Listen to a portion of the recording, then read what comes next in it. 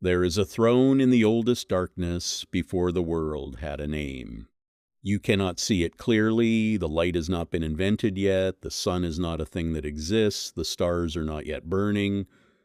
There is only the deep, ancient cold of a cosmos that has not yet decided what it wants to be, and in the middle of that cold, on a throne carved from something harder than stone, sits a god.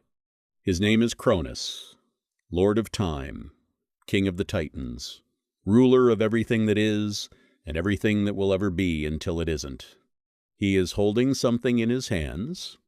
It is small, it is warm, it is wrapped in cloth the color of new wool, and it is making a sound, the only sound in all the formless dark, a sound so fragile it almost doesn't reach him, almost.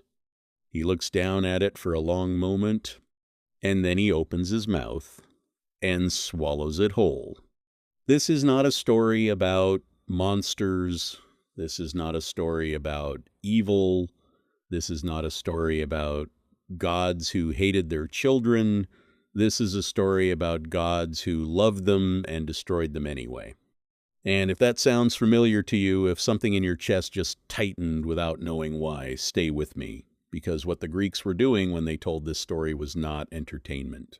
It was confession. It was the ancient world holding up a mirror to something it could not say out loud in any other way. Here is what that mirror showed. Cronus did not begin as a monster. He began as a son.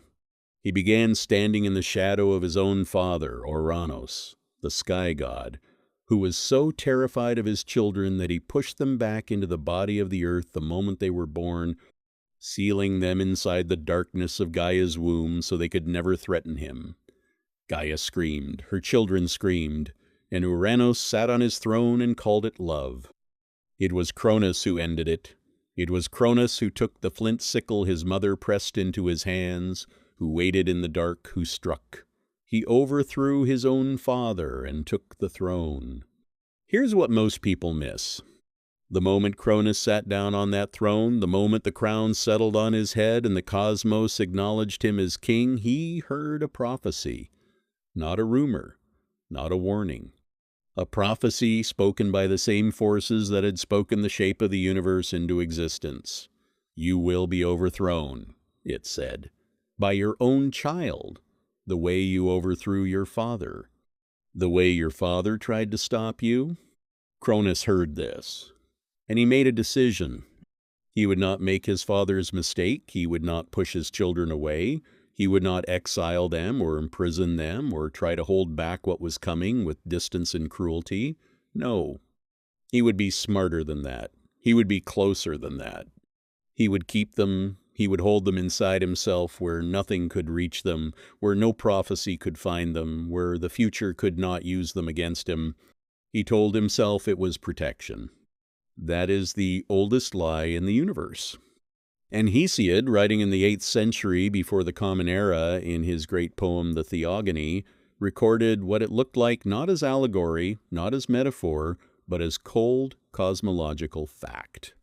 The Greeks even had a word for it, chronophagia, from the root phagine, meaning to devour. The eating of Cronus, Hesiod laid it out in lines 453 through 506, a father taking his children as they were born, one by one, into the dark. His wife Rhea watched. 5 times she watched. 5 children, Hestia, Demeter, Hera, Hades, Poseidon, 5 lights that had barely entered the world before the world closed over them again. 5 psyche, the Greek word for the breath and light of a living soul, 5 lives folded into darkness and held there, inside the body of the God who made them, suspended between existing and not. Hestia, goddess of the hearth, of fire kept alive in the center of every home. Cronus took her before she could speak her first word. Demeter, goddess of grain and harvest, of the green things that feed the living. Cronus took her before she could touch the earth. Hera, queen of heaven, goddess of marriage and sacred bond. Cronus took her before she could love anything. Hades, lord of the dead, keeper of the deep places. Cronus took him before he could know what darkness was. Poseidon, shaker of the earth, lord of every sea. Cronus took him before he could hear the sound of water. 5 gods, 5 erasures, and Rhea standing in the aftermath of each one, arms empty, cloth still warm, was being asked to hand over a 6th. But it gets stranger, because Rhea did not collapse. She did not beg. She did not go to Cronus with tears and the language of surrender. She went to Gaia, her mother, the oldest living thing, the ground beneath every god and every mortal and every myth that would ever be told, and she asked one question: how do I save this one? And Gaia, who had watched her own children pushed back into her body by Uranos, who understood the specific grief of a mother whose love is used against her, told her exactly what to do. Rhea traveled to the island of Crete, to the eastern end of the island, where the mountains rise sharp against the sky and the caves go deep into the rock. She found the cave on Mount Ida, and she left her son there in the hands of the nymphs Adrastea and Io, who fed the infant on honey and the milk of the divine goat Amalthea. The nymphs of the Curides clashed their shields together around the cave entrance so the sound of the infant's crying would not reach his father's ears. Rhea wrapped a stone in swaddling cloth. She carried it back. She held it the way you hold something unbearable steady, because you have no other choice. She handed it to Cronus. He took it. He swallowed the stone whole. And he felt nothing wrong. Pay attention to this. A god so consumed by fear, so certain that the threat was real, so convinced that his own children were the enemy that he could not tell the difference between his child and a rock, between warmth and cold, between breath and stone. The fear had eaten through his senses the way rust eats through iron. He held what he thought was his son. He felt no heartbeat. He felt no warmth. He felt no resistance, no small hands pushing against the dark. And he swallowed it anyway. The infant in the cave on Mount Ida grew. His name was Zeus.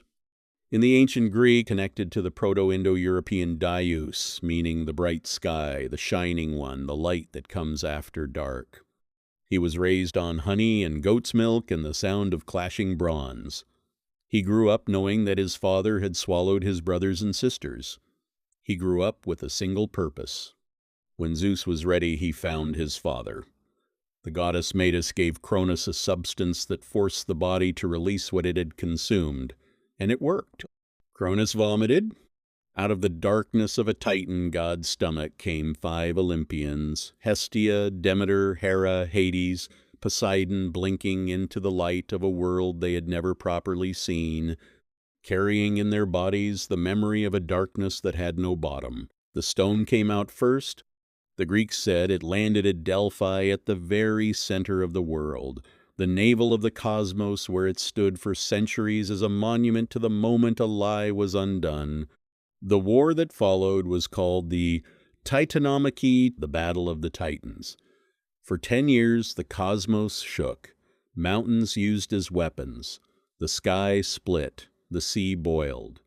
It lasted a decade because Cronus was not weak, and the fear that had made him swallow his children made him fight with everything the universe had given him. But Zeus won. Cronus was cast into Tartarus, the deepest pit beneath the underworld, a place so far from the light that Hesiod said a bronze anvil dropped from heaven would fall for 9 days before it reached the bottom. Zeus took the throne. He sat down in the place his father had sat. He felt the weight of the crown that had passed from Uranos to Cronus, to him a crown that had always been held in one hand and used as a weapon in the other. And then the part most people rush past Zeus heard a prophecy. We will come back to what Zeus did with that prophecy. But first, there is a mortal king who looked at the divine pattern from the outside and decided to perform it himself. Who thought that if the gods could do it, if devouring your own child was simply the price of keeping what you had, then perhaps the logic applied to him as well. His name was Tantalus. And what happened to him is the part of this story that will follow you home. Before we go further, pause for a moment and look at what you have just seen. 2 stories, 1 pattern. A throne that demands to be fed. a father who looks at his own child and sees a threat, a love that cannot survive its own fear, and so it consumes what it loves and calls it protection, and sits back down on the throne and waits for the next child to be born. You have seen Uranus push his children into the earth. You have seen Cronus swallow 5 gods whole. You have seen Rhea make the single decision that changed the history of the cosmos. You have seen Zeus grow up in a cave, raised on honey and goat's milk and the knowledge that his father was afraid of him. And we are not halfway through. If this story is doing something to you, if something in the architecture of it feels uncomfortably familiar, subscribe, because what is coming is darker and stranger and closer to home than anything we have covered yet. Now, Tantalus. You need to understand who Tantalus was before you understand what he did, because what he did makes no sense unless you understand who he was, and who he was makes the whole thing worse. Tantalus was a mortal king. He ruled in Lydia, a wealthy kingdom in what is now Western Turkey, and he was extraordinarily blessed. He was the son of Zeus himself, which meant he carried divine blood in a mortal body. He was invited to dine on Mount Olympus. He sat at the table of the gods. He ate their food. He drank their nectar, and he threw it away. The ancient sources differ on exactly why. Some say he wanted to test the gods to see if their divine perception had limits a clever mortal might exploit. Some say proximity to power had broken something in his judgment.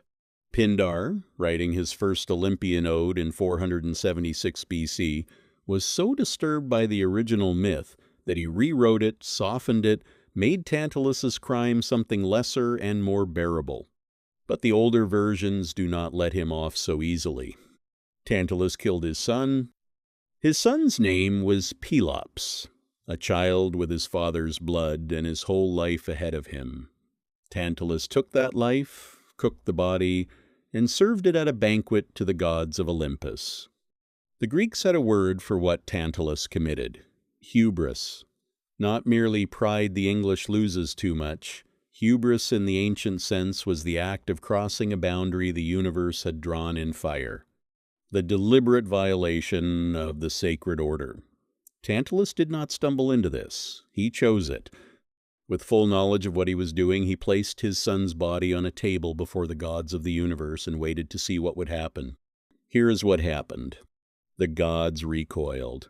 Every one of them, Zeus, Hera, Apollo, Poseidon, Hermes, looked at what was on the table and refused.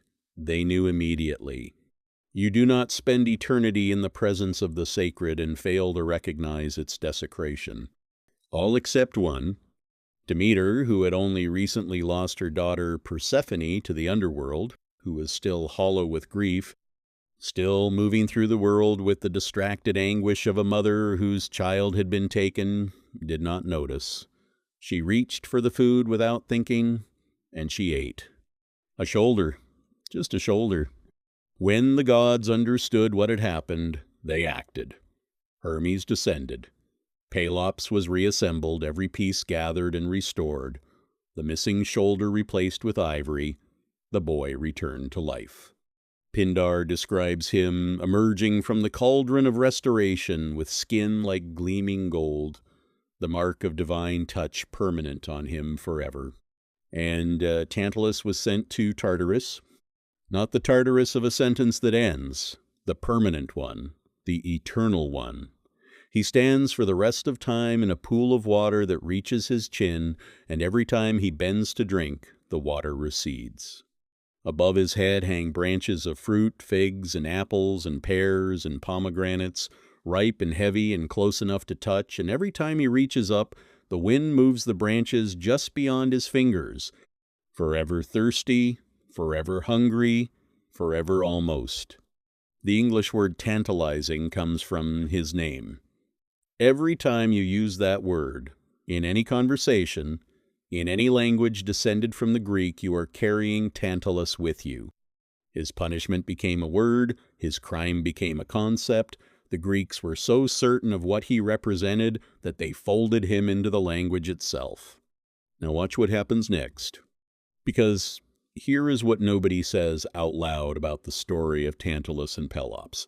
Tantalus was punished eternally, comprehensively, without mercy or end. But Cronus, who did the same thing, who consumed his own children one by one, was cast into Tartarus for losing a war. Not for what he ate, for losing. He was punished for being defeated, not for being monstrous. The only difference between Tantalus and Cronus was the throne they sat on. The only difference between hubris and sovereignty was who held the lightning. The Greeks noticed this. You can feel it in the way the myths sit next to each other, the mortal who mirrors the divine crime condemned forever, the god who committed the original version condemned only by circumstance. And somewhere in that gap, in the uncomfortable silence between those two stories, the Greeks were saying something about power that they could not say any other way. But we are not done with fathers yet. Because there is a God who did not swallow his son, there is a God who tried to say yes, who tried to give his child everything he asked for, who tried to be the father. Cronus never was. And his love, his generous, terrified, unable to refuse love, destroyed his son more completely than Cronus's hunger ever could. His name was Helios, his son's name was Phaethon, and what happened between them is the saddest thing in all of Greek mythology that nobody talks about. Phaethon grew up with a question he could not stop asking. You know the kind, the question that lives in the chest before it lives in the mouth. The question that shapes how you walk into a room, how you answer when someone asks your name, how you look at other boys your age who seem to know exactly who they are and where they came from. Phaethon looked at the sky every morning at the great blazing arc of the sun, chariot crossing from east to west, pulling light across the world, and he thought, that is my father up there. That burning thing is mine. His mother was Clymene. And the other boys knew the thing that hurts most. One of them, Epaphus, son of Zeus himself, laughed at Phaethon one day, said his mother was lying, said no mortal woman's son drove the sun, said the whole story was a fantasy, a fatherless boy told himself to feel important. Phaethon went home and asked his mother if it was true. And here is the part that breaks your heart before the story even gets dangerous. Clymene did not hesitate. She told him, go to your father. Go to the palace of the sun, at the edge of the eastern world where the sky meets the sea. Go and stand before Helios and ask him yourself. And Helios, she promised this, Helios will not deny you. She was right. That was the problem. Phaethon traveled to the eastern edge of the world. Ovid, in the second book of his Metamorphoses, gives us the most complete picture of what happened next, and Ovid does not spare either of them. The palace of Helios rose before the boy, columns of burnished gold, doors of gleaming silver, ceilings inlaid with ivory and light. Phaethon walked in. Helios saw his son and rose from his throne. He took the crown of blazing light from his own head, and he opened his arms. He acknowledged the boy immediately. No hesitation, no calculation, just a father seeing his son and feeling the specific joy of that recognition. And then, because he was so full of that joy, because the guilt of an absent father will make a man say things he should not say, Helios made a promise. Ask me for anything, he said. I swear by the river Styx, the oath that even the gods cannot break, the promise that binds with the weight of the underworld itself, I will give you whatever you ask. The Styx oath was not casual. When a god swore by the Styx, the words became law. They could not be recalled, could not be softened, could not be walked back, no matter what followed. Helios said it anyway, out of love, out of guilt, out of the desperate generosity of a father who had not been there. Phaethon asked for the sun chariot. The silence that followed Ovid captures it with devastating precision. Helios's face changing, the joy draining as the full weight of what his son had asked landed on him. He tried to talk Phaethon out of it. He listed every danger, the steepness of the ascent, the terrifying height of the midpoint, the plunging descent, the horses that even he could barely control. He said, "Ask for anything else, anything in the world. I am offering you the world. Ask for the world." Phaethon said, "You already promised. Here is the part nobody tells you." Helios knew. He was the god of the sun, he saw everything beneath the sky, and he had seen what happened to mortals who came too close to divine fire. He knew his son's body was not built for what his son was asking. He knew the horses would feel the lightness of mortal hands on the reins and run. He knew the chariot would veer. He knew the earth would burn. He knew all of this. And he handed over the reins, because he had promised. Because the Styx oath was unbreakable.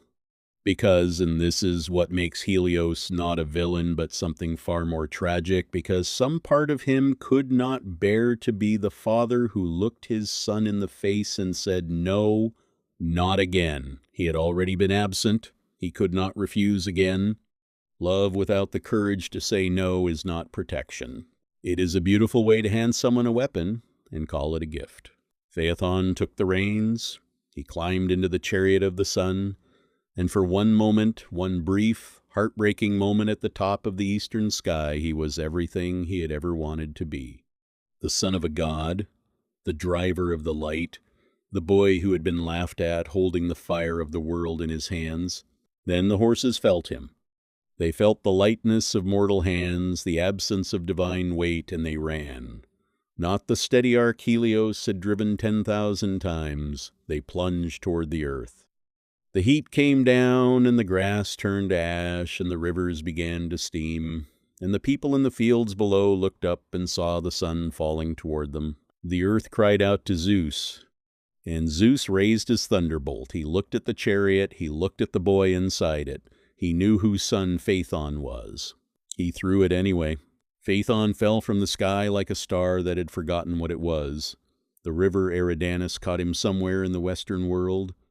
His sisters, the Heliades, came to the riverbank and wept so long and so completely that the gods transformed them into poplar trees, their tears hardening into amber as they fell. Fossilized grief.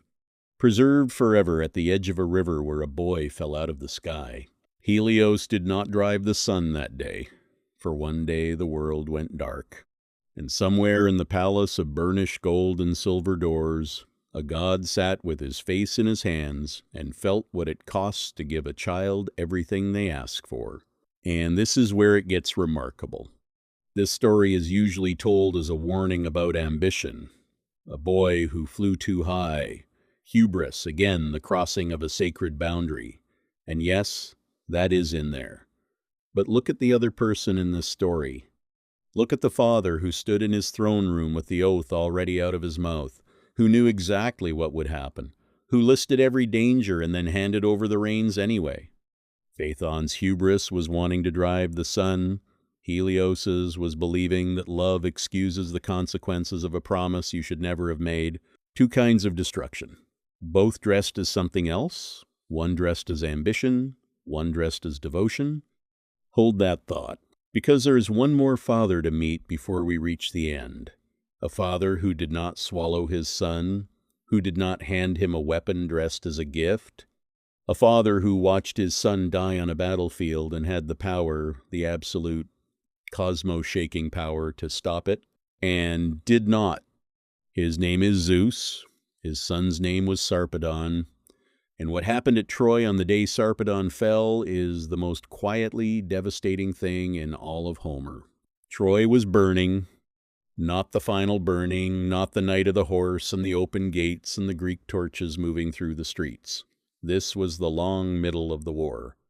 The 10th year of a siege that had already consumed a generation, and the battlefield outside the walls was a place where heroes went to find out what they were made of. Sarpedon was there. He was the king of Lycia, tall, fearless, one of the greatest warriors on the Trojan side. He had led his Lycian forces across the sea to fight for Troy, not because Troy was his city, not because Helen was his cause, but because his honor demanded it, and because the gods had given him a life worth spending on something large. He was also the son of Zeus, not metaphorically. Literally, Zeus had come to a mortal woman named Laodamia, and Sarpedon had been born.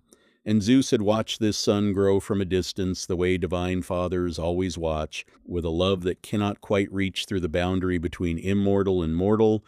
In the 16th book of the Iliad, Homer, writing in the 8th century before the Common Era, the oldest and most authoritative voice in all of Greek literature, Zeus watches Sarpedon walk toward Patroclus. Patroclus, wearing Achilles' armor, burning through the Trojan lines like a fire that has found dry wood, and Zeus, who sees everything, who knows everything, sees what is about to happen.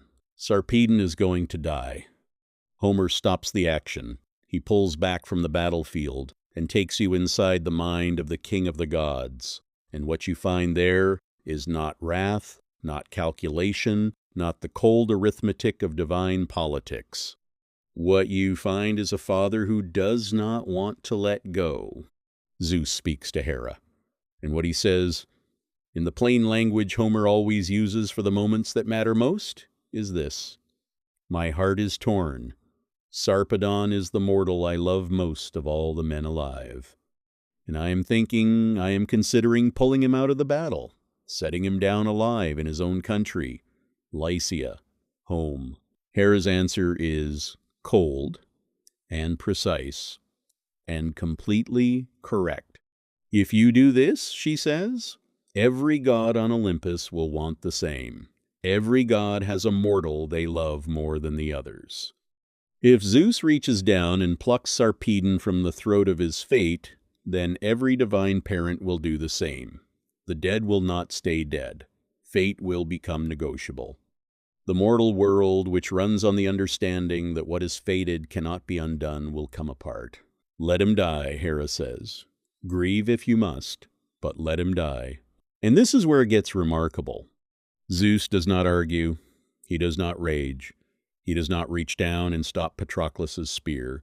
He sits on the heights of Olympus, the most powerful being in the universe, and he watches his son die.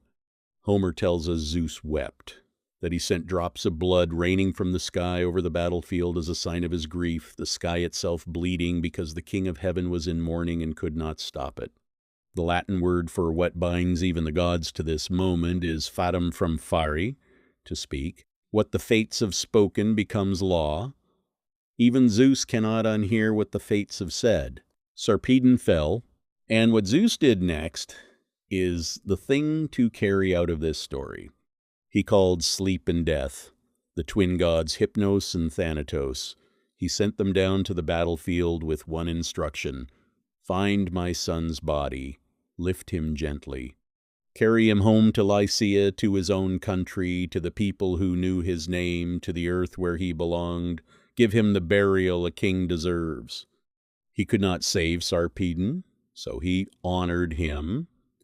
He could not stop the dying, so he made sure the death meant something. It is the only thing a father can do when he is already lost.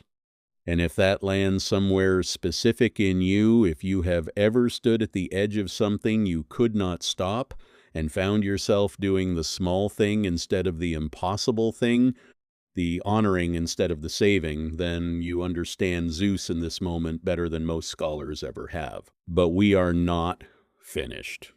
Because Zeus, king of heaven, father of Sarpedon, the god who wept blood over a Trojan battlefield, the same Zeus heard a prophecy. And what he did with it is the thing that closes the circle. The thing that brings us back to the throne in the oldest darkness.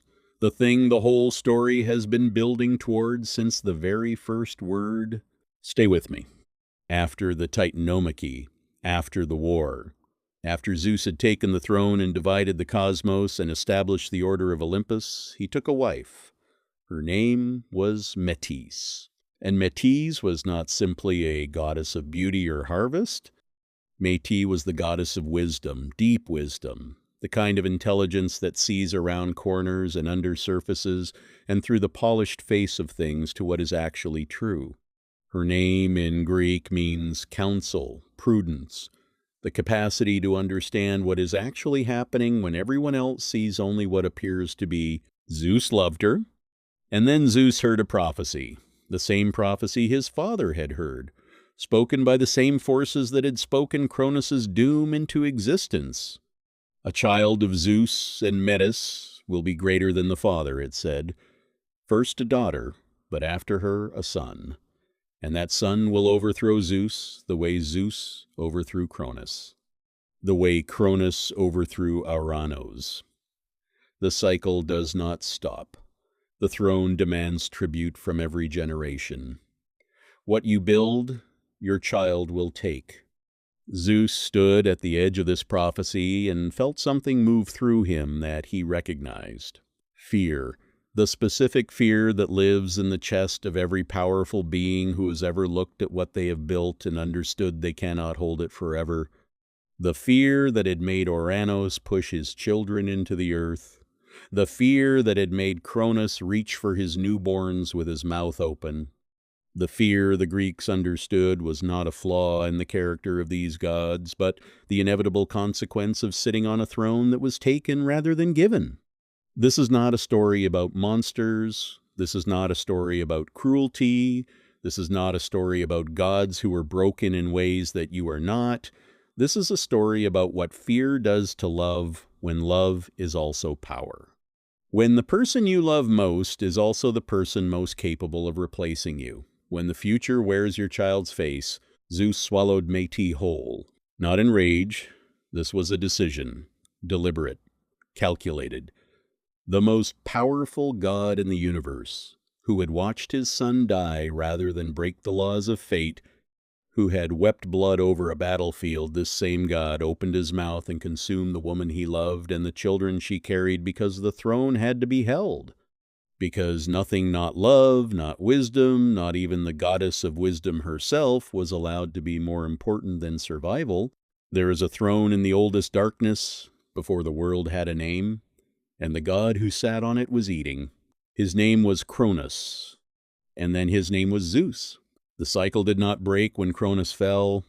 It did not break when the Titans were cast into Tartarus. It did not break when Zeus divided the cosmos and the Olympians took their thrones. The hunger survived the throne change. The fear survived the war. The pattern that began with Ouranos pushing his children into the earth continued through Cronus, through Tantalus, through Helios, through Zeus. Because the pattern was never about the specific god who held the throne. It was about the throne itself. Inside Zeus, the myth says, Métis continued, she kept thinking, her wisdom now part of his, her counsel now indistinguishable from his own thoughts. And in time, Athena was born fully formed, fully armored, springing from Zeus's head in a burst of divine light. The daughter survived. The cycle bent, slightly, imperfectly, incompletely, but bent. The son who would have overthrown Zeus was never born. Whether that means the prophecy was defeated, or whether it means the prophecy is still waiting somewhere in the unwritten future of a mythology that never quite ends, the ancient sources do not say. They leave that silence for you to sit in. So here is what you have just witnessed. You have seen Ouranos, the sky itself. The first king pushes children back into the body of the earth because he could not bear what they might become. You have seen Cronus swallow 5 gods whole and call it love and sit back on his throne and wait for the next child to be born. You have seen Rhea, the mother nobody names. The goddess nobody builds temples to make the single decision that cracked the cycle open. You have seen Zeus grow up in a cave on the edge of the world and become a king and hear the same prophecy his father heard and do the same thing his father did. You have seen Tantalus take the divine pattern and perform it in mortal flesh, and be condemned to stand forever in water that will not let him drink, beneath fruit that will not let him eat forever, almost forever reaching, forever one gesture away from the thing he destroyed. You have seen Helios hand his son the reins of the sun because he could not say no. Because love that cannot refuse is not love, it is the shape love makes when it is afraid of itself. You have seen Zeus watch Sarpedon die. You have seen the King of Heaven weep blood over a battlefield and send sleep and death to carry his son home because dignity was the only thing left to give. And you have seen Zeus swallow Métis whole. You have seen the son of Cronus become Cronus. You have seen the throne pass and the hunger stay. 3 things. The first is this. The Greeks did not write these myths to describe gods. They wrote them to describe fathers. They wrote them to describe every person who has ever held power over someone they love. Every parent, every king, every ordinary man or woman who looked at their child and felt beneath the love, beneath the pride, beneath the genuine bone-deep tenderness of it, felt the other thing, the thing that whispers. What if they surpass you? What if they leave? What if the future belongs to them and not to you? What if love is also loss and always was? The Greeks could not say that in a speech or a law or a letter, so they said it in the sky. They put it in the architecture of heaven itself. They made it the reason the world exists. All of it downstream, from a titan on a throne, holding something small and warm and wrapped in cloth, opening his mouth in the oldest darkness. They were confessing. That is what mythology is at its deepest. Not entertainment, not explanation, confession. The second thing, every destruction in these stories begins with a prophecy. Every act of devouring, every handed-over sun chariot, every swallowed wife, all of it begins with the terror of what might come. Not what has happened, what might. The future, wearing the face of a child, walking toward the throne. You cannot love what you will not release. That is not a comfortable sentence. It is not meant to be.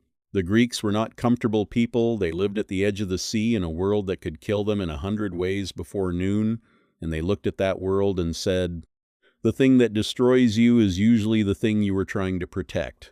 The thing you hold tightest is the thing that breaks in your hands. The prophecy does not come true because it was spoken. It comes true because the father heard it and reached for his child's throat. Release is not abandonment. Rhea understood this. She did not stop loving Zeus when she left him on the mountain. She loved him more completely than Cronus ever could precisely because she let him go. Because she understood that the only way to save something is to trust it to the world and not to your own stomach. And the third thing, the last thing, the one that matters most. Cronus did not hate his children. Let that land. Cronus, who swallowed Hestia and Demeter and Hera and Hades and Poseidon, who reached for each newborn with his mouth already open, did not hate them. Zeus did not hate Metis. Helios did not hate Phaethon. Tantalus, and this is the most disturbing one, did not hate Pelops. They loved them, every one of them, in the way that power loves, which is total and consuming and indistinguishable from possession and absolutely convinced of its own goodness. That is the point. That is the unbearable, unmovable, 2,000-year-old point of every single story you have heard today. Power does not need hatred to destroy. It only needs fear. And fear, the specific fear of being replaced, surpassed, left behind, made irrelevant by the very life you brought into the world, that fear is not a monster's emotion. It is a parent's emotion. It is a king's emotion. It is the emotion of anyone who has ever built something and loved something and understood in the quiet hours that what they built and what they love will one day belong to the world and not to them. Which God in this story do you understand, even if you wish you didn't? Tell me in the comments below. Not the one you admire, not the one you root for, the one you recognize, the one that made something in you go quiet when the story hit its mark. Because that recognition, that uncomfortable, specific, personal recognition is exactly what the Greeks were aiming for. Across 2,000 years of distance, across the whole length of human history, across every throne that has ever been built and every child that has ever been born into its shadow, they were aiming for the moment when you hear a story about a god eating his children in the oldest darkness before the world had a name. And you think, I know that feeling. I have felt the edge of that. I have stood at the border of that country and looked in. The throne is still there. in the oldest darkness, in the place before names and before light and before any of this existed. And somewhere, right now, someone is sitting on it, holding something small and warm and wrapped in cloth, telling themselves they have no choice. They always have a choice. Reapproved it. On a cliff in Crete, in the dark, alone, handing her son to strangers and walking away without looking back, she always had a choice. And so do you.